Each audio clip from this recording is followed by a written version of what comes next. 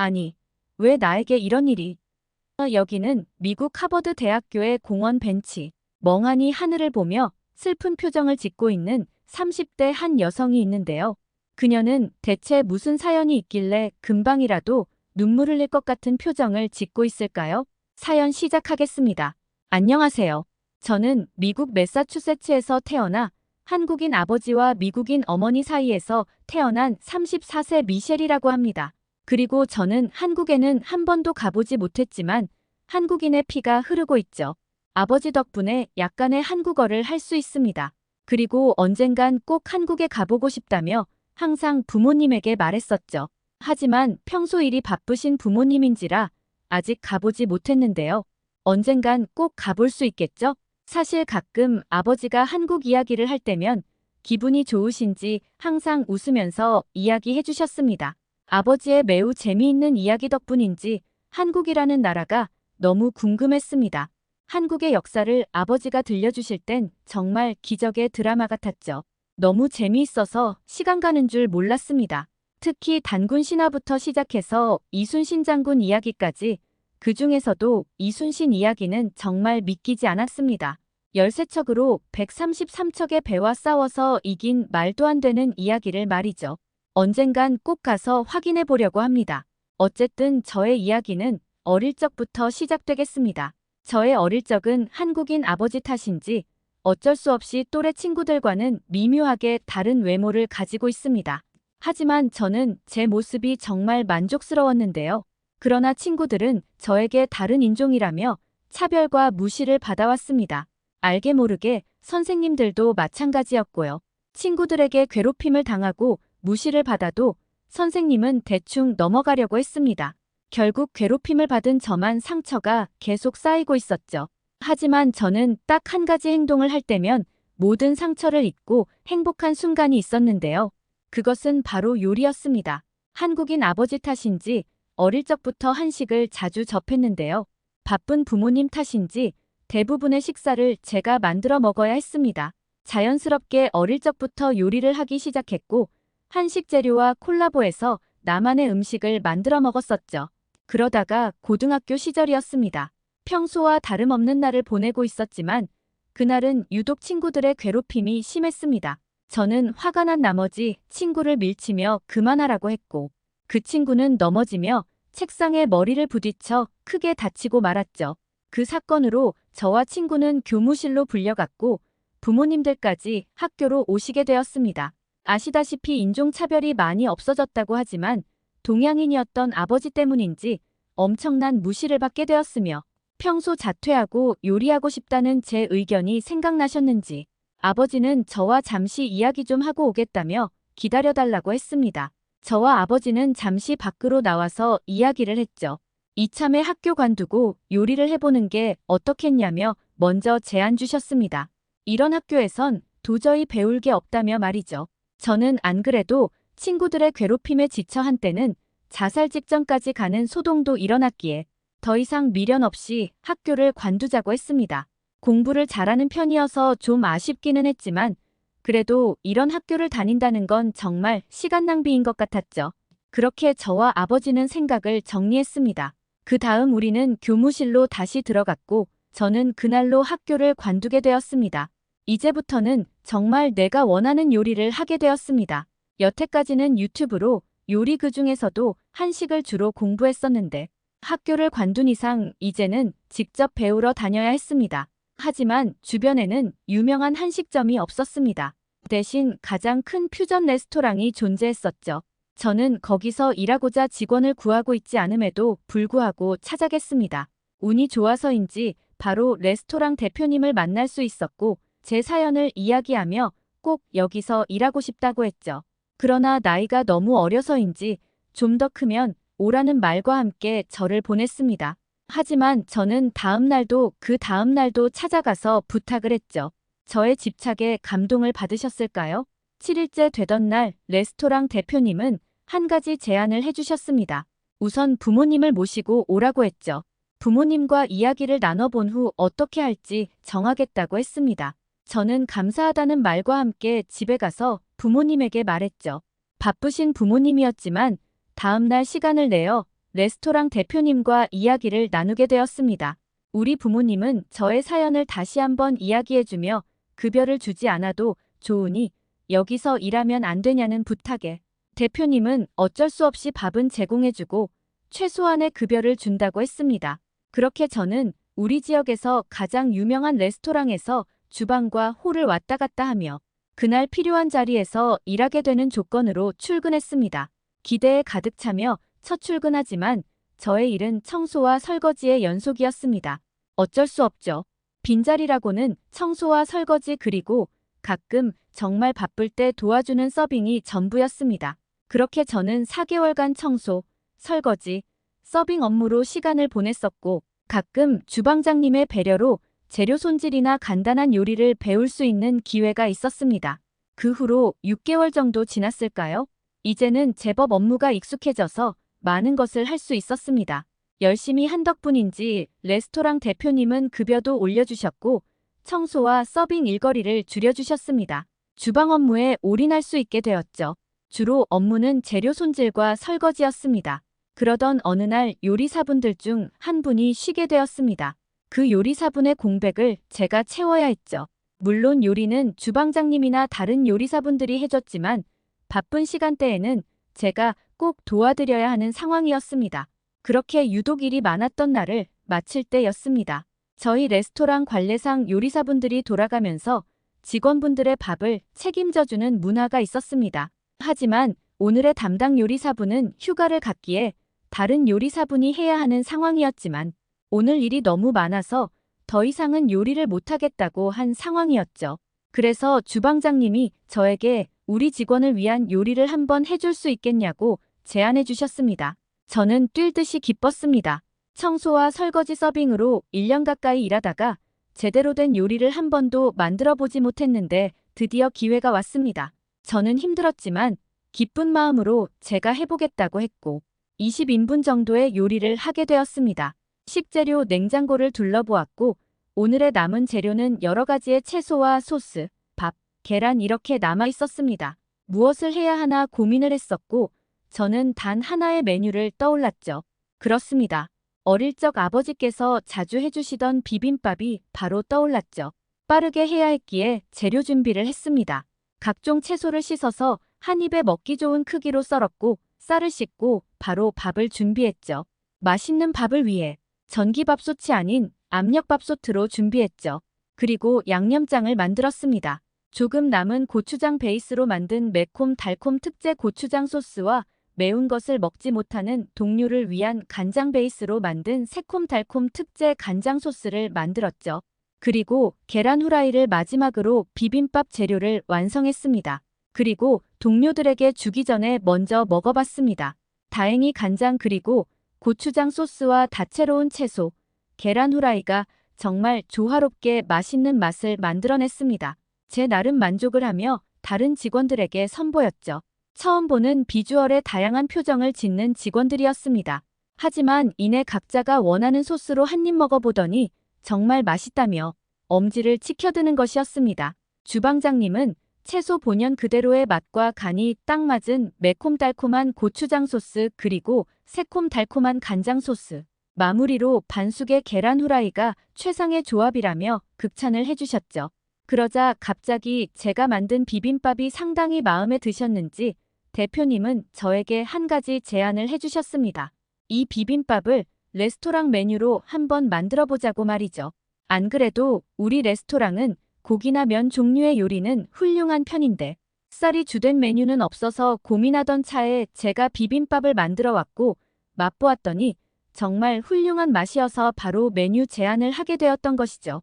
대표님은 저에게 이 메뉴를 어떻게 알게 되었냐는 말에 저는 한국인 아버지 덕분에 비빔밥을 어릴 적부터 자주 먹었었고 딱 비빔밥 할 수 있는 재료가 보여서 만들어봤다고 했습니다.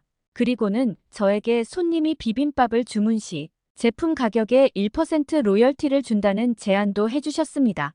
저는 너무 감사했습니다. 주방장님과 함께 비빔밥을 제품화하기 위해 같이 고민과 레시피 변경을 했습니다. 그 결과 한층 더 업그레이드된 비빔밥을 제품화하게 되었고 대략 일주일 후 우리 매장의 신상 메뉴로 영업을 시작하였습니다.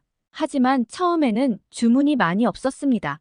당연히 처음 보는 비주얼 그리고 레스토랑과 어울리지 않을 수도 있는 메뉴 덕인지 주문을 고민하셨습니다. 하지만 2일이 지나고 5일이 지나니 점점 더 주문하기 시작하더니 2주 정도가 되니 많은 인플루언서들이 각자의 SNS에 홍보를 하며 이제는 이 비빔밥을 먹어보고자 2시간 이상의 거리임에도 불구하고 와서 먹는 손님들도 생겨났습니다. 그렇게 바쁜 날들을 보내고 있던 도중 모르는 번호로 갑자기 전화 왔습니다. 뭔가 모르게 불안감을 느끼며 전화를 받았죠. 아니나 다를까 가장 행복한 시기에 불행이 찾아오는 말처럼 저는 현재 가장 행복한 시기인데 불행이 찾아왔습니다. 그렇습니다. 부모님이 운전을 하다가 교통사고가 나셨습니다. 다행히 목숨에는 지장이 없으시지만 최소 6개월은 병원에서 요양해야 할 정도로 다쳤다고 연락이 왔습니다. 저는 주방장님께 지금 상황을 말씀드리고 곧바로 병원으로 갔습니다. 팔과 다리, 목 어디 하나 성한 데 없는 부모님의 모습을 보며 가슴이 철렁했지만 다행히 부모님은 깨어 있었고 다친 부위가 많다 보니 최소 6개월은 요양해야 한다고 했습니다. 그리고 마지막으로 간호사님이 지금 환자분들이 교통사고 관련 보험이 없고 경찰에서 듣기론 피의자는 도주한 상황이라 보상받기가 힘들 것 같다고 하셨습니다. 당연히 그 많은 병원비는 우리가 부담을 해야 하는 상황이었죠. 가뜩이나 여의치 않은 가정이었는데 저는 정말 하늘이 무너진 것 같았습니다. 부모님을 간호하고 저는 집으로 갔습니다. 병원에서 자기엔 너무 불편했고 의식을 찾은 부모님은 잠은 집에서 편하게 자라고 하셨죠. 너무 놀라기도 했고 집에 가도 당장 잠들기는 힘들었었죠. 저는 고민이 있을 때마다 항상 가는 공원으로 향했습니다. 공원 벤치에 앉아 하늘을 보며 생각했죠. 아니, 왜 나에게 이런 일이? 라며 하늘을 보고 소리치곤 했습니다. 하지만 변하는 건 아무것도 없었죠. 당장은 아니라도 조만간 병원비를 결제해야 할 테고 어느 정도는 부모님 돈으로 할 수 있겠지만 분명 그 돈은 다 없어질 테고 나머지는 제가 벌어야 한다는 걸 깨달았죠. 그렇다고 부모님의 보금자리인 집을 팔 수는 없는 노릇이었습니다. 저는 더욱 더 열심히 일해야겠다고 다짐하며 자리를 박차고 일어났습니다. 그렇게 저의 잊지 못하는 하루는 지나갔습니다. 그리고 다음 날 여김없이 레스토랑으로 출근했고 대표님과 동료들은 걱정을 했습니다. 괜찮냐며 며칠은 휴가를 줄 테니 쉬라고 말이죠. 하지만 저는 괜찮다고 했습니다. 지금처럼 힘든 시기엔 정신없이 일하는 게 오히려 더 괜찮을 수도 있다고 말했었죠. 그에 감동받은 대표님은 병원비에 보태라며 두툼한 봉투를 내미셨고 저는 감사히 받으며 열어봐도 되냐고 했고 대표님이 열어보라고 하자 그 안에는 한국 돈으로 100만 원 정도 들어있었습니다. 저는 너무 큰 돈이라며 받을 수 없다고 하자 대표님은 아마 돈이 많이 부족할 거라며 보태라고 했고 부족하면 말하라고 했습니다. 최대한 도와준다며 말이죠. 저는 너무 감사함을 느끼며 더욱 더 열심히 일했습니다. 그렇게 2주일이라는 시간이 순식간에 지나가 버렸고 부모님도 조금씩 회복해서 침대에서 가볍게 움직일 수 있는 상태가 되셨습니다. 그러던 무렵 저는 어느 때와 같이 레스토랑에서 일하고 있던 도중 어떤 손님이 갑자기 주방장님을 호출하던 것이었습니다. 손님이 대부분 호출할 때는 뭔가 잘못되어서 부르는 경우가 많았기에 주방장님은 긴장한 채 손님에게 갔습니다. 하지만 그 손님은 비빔밥이 너무 맛있다며 직접 만드는 거냐고 물어봤습니다. 그러자 주방장님은 그 비빔밥은 저희 미셸 요리사가 직접 만든 메뉴입니다. 라고 소개해줬고 저까지 손님에게 처음으로 호출받게 되었습니다. 그러자 그 손님은 너무 맛있다며 자기가 한국 여행 도중 가장 인상 깊었던 비빔밥과 비슷한 맛이라며 너무 맛있다고 칭찬해 주셨습니다. 저는 너무 감사하다고 했죠. 너무 기분 좋았습니다. 대부분의 손님들이 잘 드신다는 건 알았지만 이렇게 직접 칭찬받기는 처음이었거든요. 그러자 갑자기 그 손님은 사실 하버드 대학에서 총괄 부서관리자 직책을 맡고 있다고 소개했습니다. 알고 보니 엄청 높은 직급이셨더군요. 그러자 혹시 레스토랑 측만 괜찮다면 미셸 요리사분을 일주일 정도만 하버드 식당에서 비빔밥 혹은 다른 메뉴를 만들어 주실 수 있겠냐고 제안을 해주셨습니다. 저에게 있어서 엄청난 기회였죠.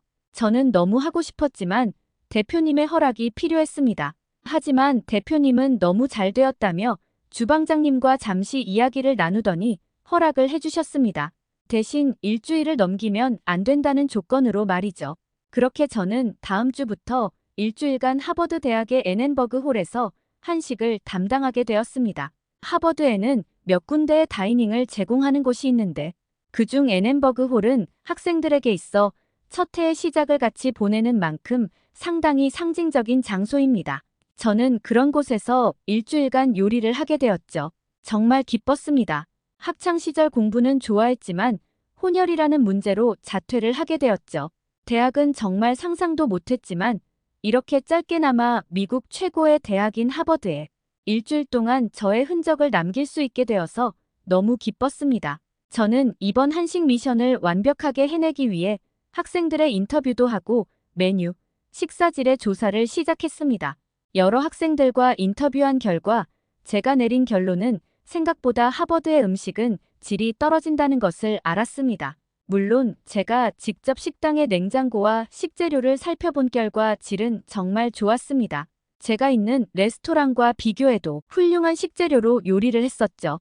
하지만 아쉬운 건 조리 실력 혹은 대량으로 만드는 데다가 바로 먹는 게 아닌 조리 후 일정 시간이 지난 후 먹는 학생들도 있어서 맛이 떨어지는 이유도 있겠다라고 결론을 내렸습니다. 그렇게 저는 학생들과의 인터뷰를 마치려는 찰나 한 학생을 만났습니다. 그 학생은 벤치에서 하늘을 보며 많은 생각을 하는 것처럼 보였죠. 아시아 계열인 것 같아 반가운 마음에 인사를 했습니다. 그리고 제 소개를 하며 간단하게 인터뷰를 요청했죠.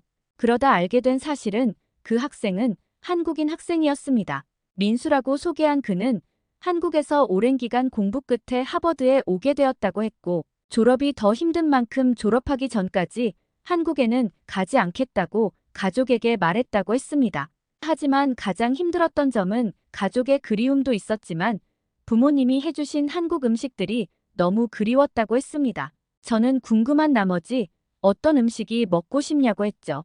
그는 밤늦게까지 공부하던 도중 출출할 때마다 부모님이 이것저것 몸에 좋은 채소를 넣은 비빔밥과 김치찌개가 그렇게 먹고 싶다고 했습니다. 저는 웃으며 민수 학생에게 조만간 먹게 될 거라는 말과 함께 좋은 하루가 되라며 자리를 떠났죠. 물론 민수 학생은 말만이라도 고맙다며 인사했습니다. 하지만 모두가 다 이렇게 친절한 학생들은 아니었습니다.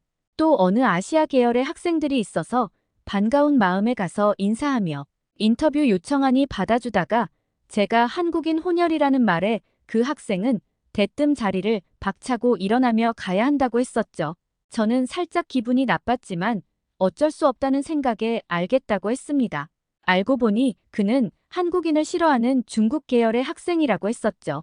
그렇게 저는 학생들과의 인터뷰를 끝내고 식당으로 가 내일부터 시작할 음식을 준비했습니다. 같이 도와줄 요리사분들에게 제 요리를 설명하고 보여드려야 했거든요. 요리사와 다른 직원분들에게도 제 비빔밥을 해드렸습니다. 내일 제공할 메뉴라며 말이죠.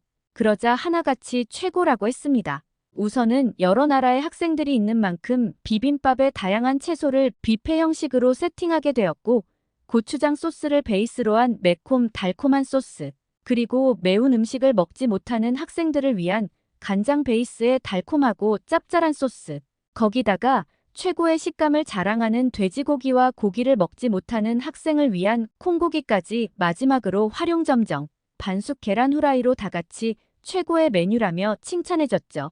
사실 그전에도 비빔밥을 해본 적이 있었지만 실패했다고 했습니다. 아무래도 한식을 경험해본 요리사가 없다 보니 한계가 있었었죠. 그렇게 비빔밥과 어울리는 계란국, 미역국, 갈비 등등 사이드 메뉴를 구성으로 진행하게 되었습니다.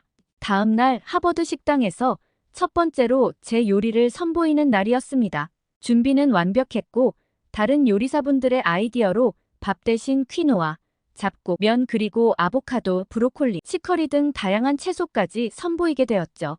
첫 번째 날은 학생들이 와서 조심스럽게 먹었습니다. 처음 보는 메뉴 혹은 과거 맛없었던 비빔밥을 또 하냐며 투덜거리는 학생들도 있었죠.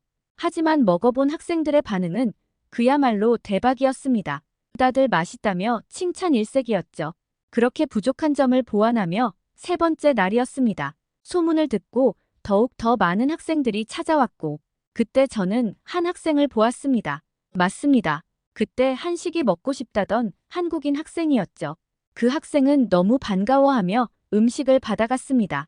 그 한국인 학생은 다른 홀에서 밥을 먹다가 한식을 제공한다는 소문에 앤앤버그 홀로 오게 되었죠.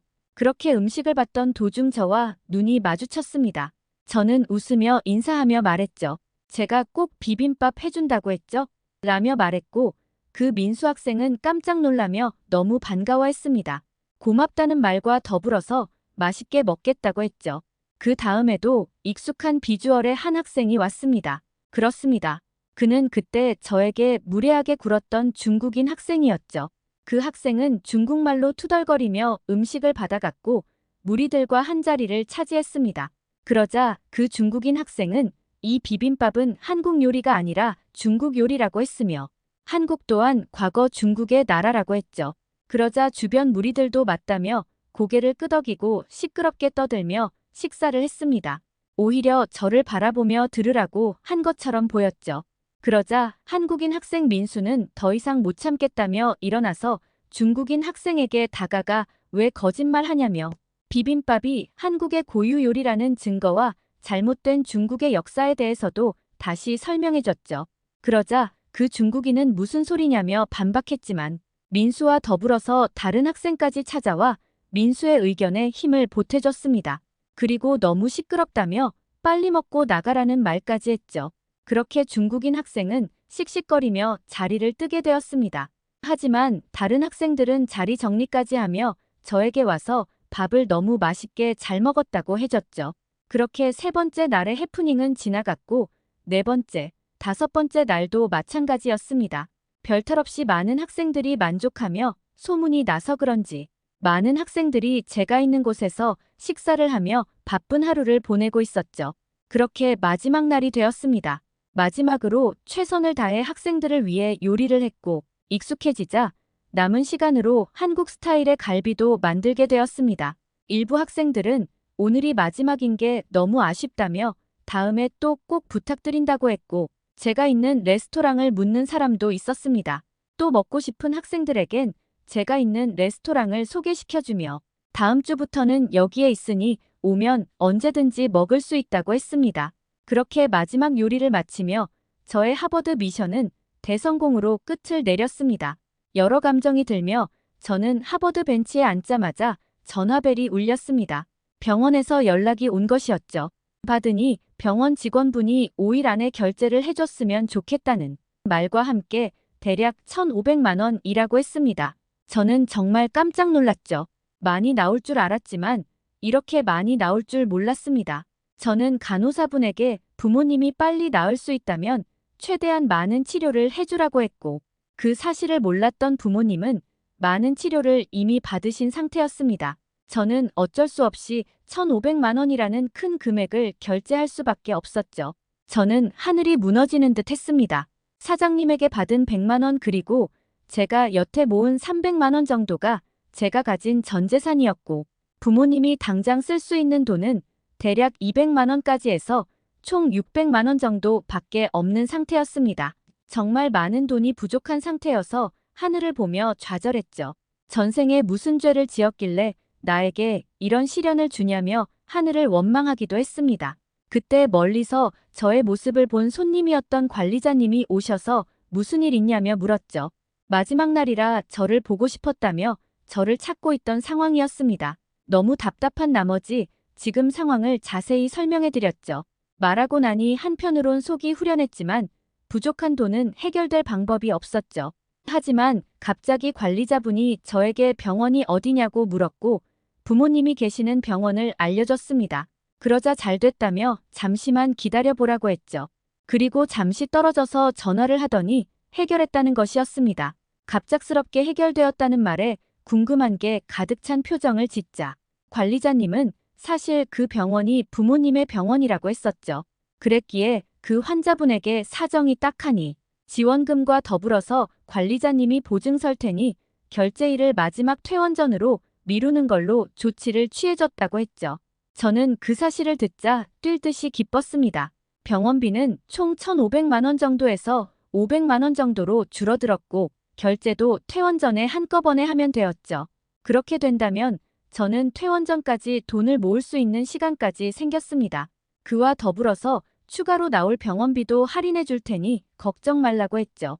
저는 너무 감사했습니다. 매번 하늘이 시련을 줘서 미웠지만 이렇게 노력하니 좋은 기회도 주셔서 너무 감사하다고 생각했죠. 그 은혜는 제가 꼭 갚는다며 언제든지 식당으로 와달라고 했습니다. 제가 항상 요리를 대접해드린다며 말이죠. 그렇게 저는 기적 같은 하버드에서의 일주일을 보냈고 다시 레스토랑으로 돌아왔습니다. 대표님과 직원들은 반겨주었고 다시 열심히 일하게 되었죠. 물론 하버드에서 소문이 난 덕분인지 우리 레스토랑에는 손님이 더욱 더 많아지게 되었습니다.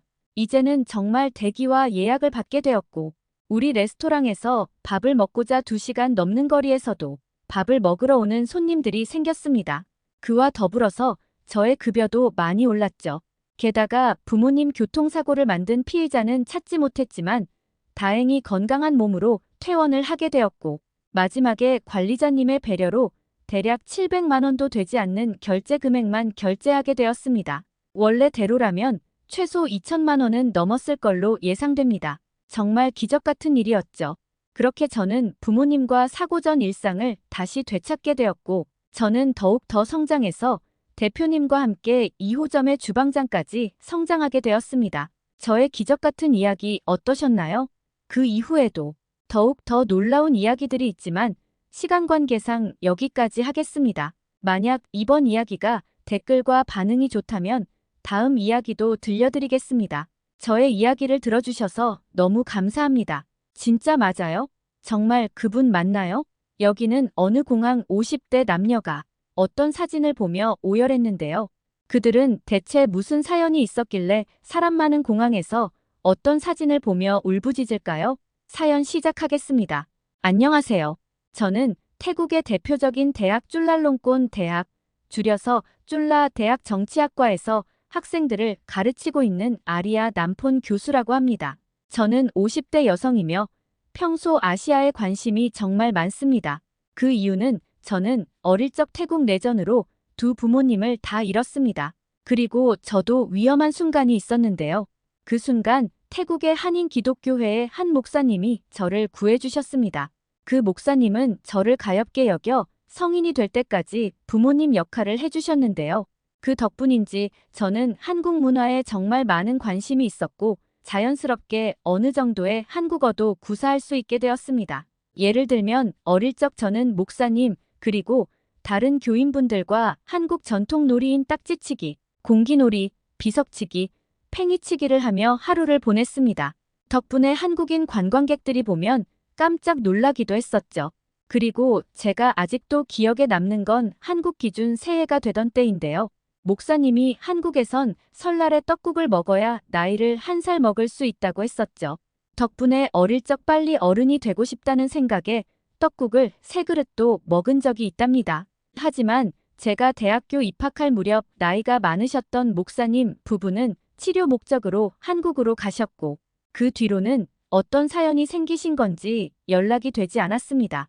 그렇게 많은 시간이 지난 상황이었죠. 그렇게 저의 이야기는 시작됩니다. 오늘도 평화로운 쭌라 대학, 저의 사무실에서 여행업협회의 지인분과 이야기를 나누고 있었습니다. 저는 최근 태국 여행업협회의 부회장인 유타차이가 24년 8월경 한국에 대한 부정적인 발언을 하며 논란을 일으킨 것에 대해서 정확한 사연이 궁금해서 관계자분과 이야기를 나누게 되었습니다. 부회장의 문제의 발언 내용은 한국의 관광 명소가 부족하다고 주장하며 인기 드라마나 영화로 인해 잠깐 주목받는 여행지라고 평가하였습니다. 그러면서 한국은 조만간 관광지로서는 끝이라는 발언까지 했었죠. 그 발언 덕분에 태국의 관광객 수 감소와 한국에서 엄격한 입국 규제의 원인이라는 배경에서 나왔었죠. 특히 중국과 일본이 비자 면제, 아름다운 자연경관, 분위기에서 한국보다 훨씬 더 매력적인 여행지라고 비교도 했었죠. 이 발언은 태국 내에서 한국 여행을 자제하자는 반한국 운동과도 직접 관련이 있으며 많은 태국인이 한국 입국 절차에서 많은 입국 거부 경험을 하며 불만을 나타낸 상황에서 나온 것입니다. 그 당시 태국의 100만 인플루언서도 입국을 거부당하며 많은 이슈가 되었었죠. 이 발언이 심각한 논란이 되자 태국 여행업협회는 곧바로 사과를 발표했습니다. 협회는 해당 발언이 공식적인 입장이 아니라는 발언과 함께 유타차이 부회장의 개인적인 의견임을 강조하였습니다. 그렇게 태국 여행업협회의 회장은 한국관광청 및 주한태국문화원에 공식적으로 사과문을 보냈습니다. 그 사건은 한국과 태국의 관광 및 외교 관계에서 일시적으로 큰 긴장을 불러왔지만 양국은 여전히 관광 교류에 확대하기 위한 지속적인 협력을 하고 있습니다. 사실 협회 부회장의 발언으로 지난 오래된 태국과 한국의 역사를 부수기에는 이미 너무 깊은 관계로 맺어져 있죠. 전쟁 때부터 시작해서 최근까지 알게 모르게 정말 많은 협조가 이루어지고 있었습니다. 하지만 한편으로는 태국 정부에서는 한국에 있는 불법 체류자에 대한 협조가 제대로 이루어지지 않아 서로 난감한 상황인데요. 태국에선 불법 체류자를 강제 추방한다면 그에 대한 보복을 할 것이라며 날선 비판을 하고 있다고 합니다. 게다가 군사적으로도 한국은 별 볼 일 없다며 강도 높은 발언을 해서 논란인데요. 이렇게 태국의 여행업협회 관계자 말을 듣고 나서 정말 진실인지 상황을 파악하고자 태국에서 한국인이 많이 다닌다는 관광지에 가보았습니다. 우선은 태국의 왕궁과 에메랄드 사원으로 유명한 왓 프라케우에 가봤습니다. 이곳에서도 예전이라면 한국인이 붐비며 여러 장소에서 사진을 찍었을 텐데요. 신기하게도 한산하며 한국인처럼 보였지만 알고 보니 대부분 중국이나 일본 여행객이더군요.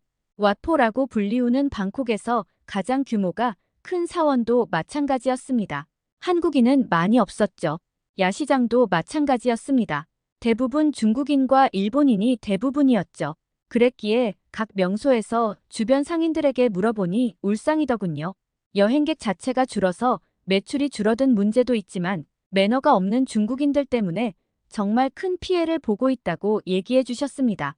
물론 어느 업장은 한국인으로 피해본 곳도 있다면서 한국인 사절이라는 멘트도 적혀 있지만 그곳의 사장님과 이야기를 나눠보니 오해가 있었는 곳도 있었으며 한국인 사절이라고 써뒀지만 정작 한국인이 오지 않아 매출이 떨어져서 울상이더군요. 오히려 중국인들이 더 큰 피해를 준다며 경찰에도 신고했지만 태국과 중국의 관계 때문에 경찰 쪽에서도 조치를 취할 수 없다더군요. 한국도 안 오고 있는데 중국마저 오지 않는다면 태국은 큰 피해를 입을 것이 분명했기 때문입니다. 특히 중국인들은 옷을 벗고 다니며 혐오스러운 모습을 보여주곤 하는데 그것도 참을만 하다고 했습니다. 태국이 워낙 덥기에 이해할 수 있다고 했죠. 하지만 아무 데서나 대소변을 보는 건 정말 충격적이라고 했습니다. 그 문제 덕분에 야시장은 곳곳에서 악취로 많은 사람들이 인상을 찌푸렸습니다. 저는 태국 여행업협회의 지인과 만나 다시 얘기를 나눴습니다. 현재 관광 명소에서 일어나는 사건 사고에 대해서 말이죠. 그도 알고 있었습니다. 중국인의 혐오스러운 행동에 대해서 말이죠. 하지만 어쩔 수 없다는 답변이 전부였습니다. 현재 상황에서 조치할 수 있는 행동은 없다며 말이죠. 저는 다시 연구실로 돌아왔습니다. 하지만 답답한 마음이 가시지 않았습니다. 그렇게 어떻게 해결할 수 없을까 하는 생각 끝에 얼마 전 학회에서 만난 한국 서울대 정치외교학부에서 근무하고 있는 민성 교수에게 연락해야겠다는 생각을 했죠. 우리는 아시아 정세에 대해서 관심이 많은 공통점이 있어서 과거 학회에서 연락처를 교환하며 가끔 연락하는 사이가 됐죠. 이번 사건에 대해서 이야기를 나눠봐야겠다는 생각에 화상회의를 하자고 했습니다. 민성 교수와 가벼운 안부를 주고받고 현재 한국 상황에 대해서 이야기를 했죠. 생각보다 태국에 대해 나쁜 감정이 있는 건 아니지만 아무래도 태국 여행 감소에 대해선 어느 정도 들은 바가 있다고 했습니다. 그리고 한국에서 불법 체류자와 마약 문제로 골머리를 썩고 있는데 그 문제를 일으키는 대부분의 사람의 국적이 태국이라 조금 난감하다는 말을 했습니다. 심지어 정확한 통계조차 낼 수 없을 정도로 하루하루 늘어나고 있다고 합니다. 그도 그럴 것이 태국에서 일하는 태국인의 평균 월급은 한화로 대략 50에서 80만 원 사이입니다. 정말 하루 종일 일해도 받는 돈은 한국 대비 정말 적었죠. 당연히 불법 체류자 낙인이 찍히더라도 한국에서 한 달 열심히 일하면 태국에서 6개월 이상 일한 정도 벌 수 있으므로 그 선택이 당연했죠. 저는 민성 교수와 현재 태국에서 일어나고 있는 중국인 사태 등등 많은 이야기를 나누며 결심했습니다. 어릴 적 부모님을 잃고 저를 키워주신 한인 목사님에게 정말 큰 도움을 받고 자랐습니다. 하지만 성인이 되고 치료 목적으로 한국으로 가시곤 돌연 잠적하셔서 솔직히 약간의 배신감도 느꼈습니다. 정보도 없었기에 무턱대고 한국에 갈 수도 없었었죠. 그런 아쉬움에 한국 가는 것을 계속 미뤄오긴 했습니다. 하지만 이번 기회에 한국에 가서 직접 문제를 확인해야겠다고 생각했습니다.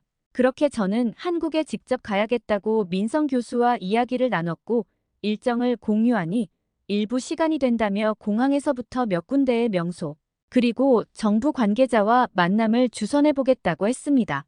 그렇게 저는 한국을 가기까지 정보 수집과 준비를 마치고 떠나기만을 기다려왔죠. 드디어 한국으로 가는 날이 되었습니다. 저는 방콕의 수완나품 공항에서 인천공항으로 가는 비행기에 타게 되었습니다. 대략 6시간 정도가 걸려서 인천공항에 도착했습니다. 인천공항은 여행 자료와 민성 교수에게 들은 것처럼 정말 깨끗하고 친절하며 엄청난 규모의 공항이었습니다. 안내가 정말 잘 되어 있던 게 인상 깊었죠. 그랬기에 양부모님이 한국에서 연락이 두절되었나 싶었습니다. 그리고 민성 교수와 만남을 기다렸는데 어디 있는지 찾기가 어려워 두리번거리던 도중 어떤 한국인 분이 도움이 필요하냐고 물어왔었죠.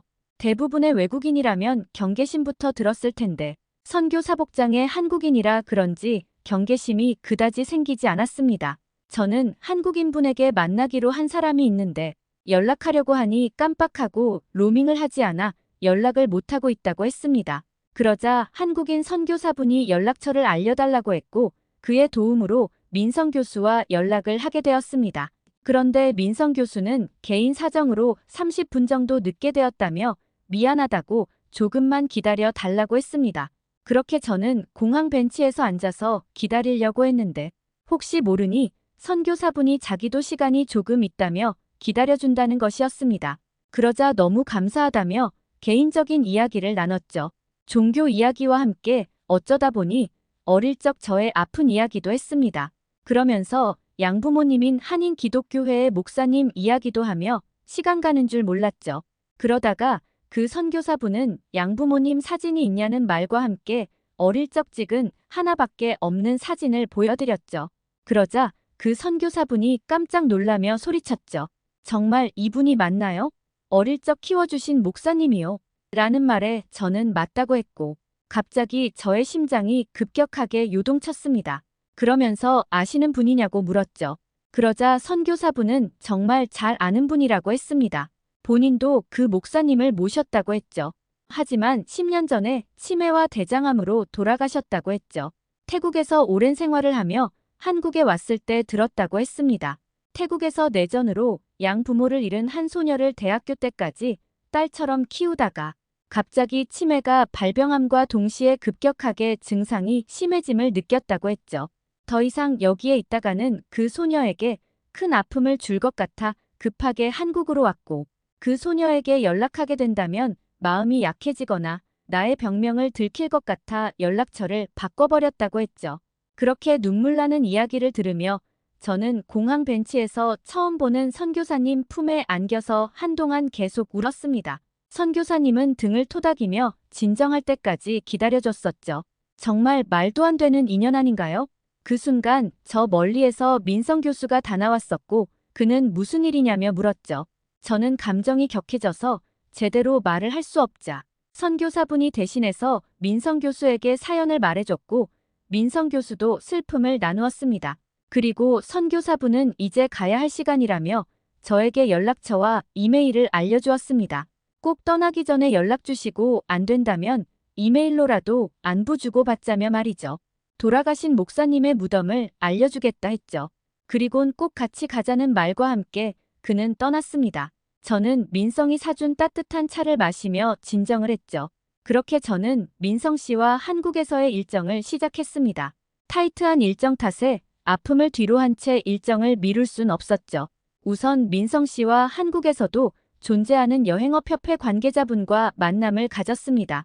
그 관계자분에게 현재 태국 현지 상황에 대해서 공유해줬습니다. 중국인이 피해를 주고 있는 점, 한국인 관광객이 줄어든 점 등등 현재 일어나고 있는 태국에서의 문제점들을 공유했죠. 그리고 한국여행업협회 관계자분에게 현재 한국의 상황에 대해서도 이야기를 들었습니다. 한국도 마찬가지로 중국이 한국에 여행 오며 좋은 점도 있지만 나쁜 점도 있다고 했습니다.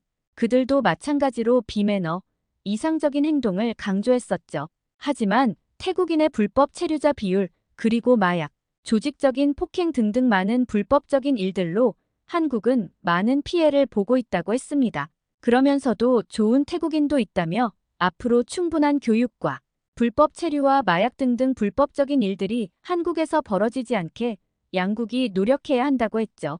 서로 많은 이야기를 주고받으며 어떻게 바꿔나가야 할지 방향을 찾게 되는 귀중한 시간이었습니다. 그 이야기를 토대로 정부 관계자와의 만남도 이어나갔죠. 민성 교수가 힘들게 만남을 주선해준 만큼 준비도 철저하게 했습니다. 정부 관계자분은 개인 사정으로 이름과 직급을 공개할 수 없다고 했지만 고위공직자라는 답변만 해주었죠. 그 관계자분은 현재 태국 문제가 심각함을 알고 있다고 했습니다. 하지만 해결하기 위해 여러 가지 방법을 고민 중이긴 한데 태국과 한국 양국가가 합의를 해야 하는 만큼 의논할 부분이 정말 많다며 아직도 진행 중이라고 했죠. 그래서 여행업협회, 민성 교수, 일반 시민들과의 인터뷰 내용을 토대로 정리된 내용을 공유했습니다. 그리고 한국에서 알려진 태국 불법 체류자는 몇 명인지, 그리고 불법 체류자에서 태국의 비율이 몇 %가 되는지 자세한 데이터를 요구했지만 정확한 수치를 당국에서도 알 수 없다며 안타까움을 표시했고, 하지만 확실한 건 최근 상당히 많이 늘어났다는 답변은 해줄 수 있다고 했습니다. 그리고 제가 태국과 한국 간의 중요한 문제와 해결 방법을 제시해준 부분은 긍정적으로 검토해보겠다며 감사하다는 말과 함께 아쉽지만 아직은 정확한 답변을 주지 못한다고 했지만 꼭 해결해준다며 이메일을 서로 교환했습니다. 아쉽지만 저는 한국 관계자분의 긍정적인 답변에 큰 힘을 얻으며 한국에서의 중요 공식 일정을 마쳤습니다. 저와 민성 교수 그리고 한국 관계자분의 미팅이 끝난 후 뒤풀이 겸 간단한 식사를 하였습니다. 식사 후 민성 교수는 다른 일정 때문에 나머지 일정을 함께 할 수 없었었고 대신 필요하면 꼭 연락하라며 한국 번호를 알려줬습니다. 저는 그렇게 혼자 남은 4일 정도의 일정을 보내게 되었죠. 솔직히 어릴 적 양부모님인 한인 목사님 고국의 나라가 궁금하긴 했습니다. 인터넷으로 많은 정보를 접하긴 했지만 직접 체험해 볼 수 있는 기회는 이번이 처음이었죠.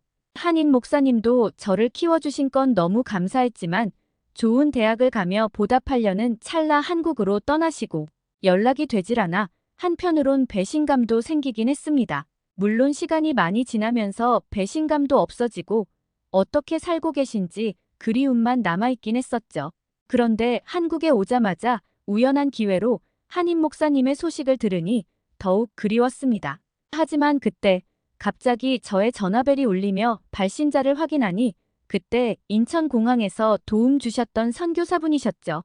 저는 반갑게 받으며 대화를 이어나갔습니다. 한국에서의 일정을 잘 보내고 있냐는 말과 함께 시간이 되냐고 물었고 저는 내일부터 3일 정도 시간이 된다고 했습니다. 그러자 너무 반가워하며 남은 일정을 함께 하자는 제안과 함께 목사님의 무덤, 현재 납골당에 안장되어 있는데 그곳에 함께 가자는 제안을 했죠. 저는 너무 감사하다는 말과 함께 다음날 선교사분을 만났습니다. 그 선교사분과 간단한 아침 식사를 같이 하며 하루 일정을 시작했습니다. 우선 납골당에 가기에 앞서 아직 한국의 관광 명소를 한 군데도 가보지 못했다고 하자 몇 군데 가자는 제안을 해주셨습니다. 서로 이야기를 나누며 경복궁과 북촌 한옥마을이 너무 궁금해서 가자고 했죠. 저는 경복궁의 압도적인 조선시대의 웅장함과 아름다움에 감탄했으며 한국 역사에 대한 이해를 높일 수 있는 좋은 장소였습니다. 거기다가 한복까지 빌려 입으며 한국 문화를 직접 체험해 보았죠.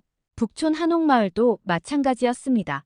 조용하고 아름다운 한옥마을에서 한국의 전통적인 생활 방식을 엿볼 수 있었고, 골목길을 따라거리며 다양한 종류의 한옥과 예쁜 카페, 그리고 소품 매장을 즐길 수 있어서 정말 좋은 시간이었습니다. 그리고 식사 시간이 되어서 저와 선교사님은 한옥마을 근처 식당을 찾았고, 거기서도 외국인들이 자주 먹는다는 비빔밥과 불고기 그리고 부침개를 주문했습니다. 얼마간의 시간이 흐른 후 비빔밥과 불고기, 부침개가 나왔습니다. 태국에서도 볼 수 있는 비주얼의 맛도 비슷하겠거니 하고 익숙하게 비벼서 한 입 먹었습니다. 하지만 저는 한 입 먹자마자 눈물을 흘리고 말았는데요. 그 모습을 본 선교사님은 무슨 일이냐며 혹시 맵거나 입에 맞지 않는 거냐며 물었지만 저는 고개를 저으며 말했습니다. 사실 어릴 적 목사님이 비빔밥과 불고기를 자주 해주셨다고 했습니다. 목사님이 떠난 후 목사님이 해주시는 비빔밥과 불고기가 너무 먹고 싶어서 태국에 있는 수많은 한식점을 찾으며 비빔밥과 불고기를 주문했지만 목사님이 해주시는 맛을 찾지 못해 정말 아쉬워했는데 여기서 한 입 먹자마자 어릴 적 목사님이 해주셨던 비빔밥과 불고기 맛이 똑같아서 저도 모르게 눈물이 났다고 했습니다. 그렇게 과거 얘기를 하며 식사를 마쳤고 우리는 마지막으로 목사님이 잠들어 있는 납골당으로 떠났죠. 다행히 멀지 않은 곳에 있어서 금방 도착했습니다. 목사님은 항상 순수함과 깨끗함의 상징, 그리고 은은한 좋은 향을 풍기는 백합을 좋아하셨습니다. 그래서 백합 한 송이를 예쁘게 포장하여서 목사님이 계신 곳으로 향했습니다. 그렇게 납골당에 안장되어 있는 목사님의 사진이 눈에 들어왔습니다. 어릴 적 마지막으로 보았던 목사님의 얼굴이 떠오르며 항상 웃으시며 반겨주던 모습이 떠오르며 왈칵 눈물이 쏟아졌습니다. 꽃을 놔두고 목사님의 사진을 보며 한참을 울었습니다. 왜 말도 없이 가버렸냐는 아쉬움에 가득 찬 말을 하며 더 이상 서 있을 힘이 없자 선교사분의 품에 안겨서 한참을 울었습니다. 그렇게 한참 시간이 흐르고 이제는 납골당에서 나가야 할 시간이 다가오자 다음에 또 오겠다는 말과 함께 선교사님과 납골당을 떠났습니다. 선교사님과 한참을 걸었죠. 태국에서 한국, 중국의 문제를 직접 확인하고 조금이나마 해결하는데 보탬이 되고자 한국에 왔는데 과거 양부모님인 한인교회 목사님이 갑자기 한국에 간 이유와 흔적에 대해서도 알게 되어서 정말 많은 것을 얻은 여행이라는 생각을 했습니다. 물론 태국, 한국, 중국의 문제는 제가 해결할 수 있는 문제는 아니었지만 민성 교수와 여행업협회 그리고 정부 고위직 공무원분과 긍정적인 이야기를 나누며 좋은 소식을 기다릴 수 있게 되었죠. 아마 과거에 사로잡혀 한국에 오지 못했다면 절대 어릴 적 목사님의 흔적과 고위직 공무원과의 긍정적인 이야기를 나눌 수 없게 되었겠죠. 저는 숙소로 오며 이번 한국 여행을 다시 한번 생각하게 되었으며 돌아가서 어떻게 할지 정리하는 시간을 가졌습니다. 저의 기적 같은 이야기는 여기까지입니다. 물론 시간 관계상 쓰지 못한 이야기가 많이 있습니다. 좋은 후기와 댓글을 남겨주신다면 뒤에 남아있는 놀라운 이야기도 들려드리겠습니다. 오늘도 감동 가득한 하루 되시고 구독과 좋아요는 저에게 큰 힘이 됩니다. 감사합니다.